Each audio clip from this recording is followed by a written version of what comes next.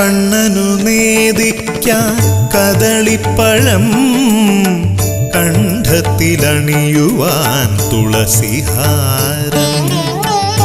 കണ്ണനു നേദിക്കാൻ കദളിപ്പഴം, കണ്ഠത്തിലണിയുവാൻ തുളസിഹാരം.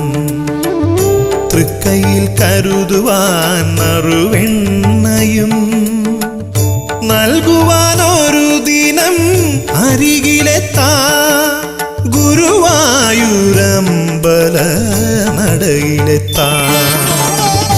കണ്ണനു നേദിക്കാൻ കദളിപ്പഴം, കണ്ഠത്തിലണിയുവാൻ തുളസിഹാരം.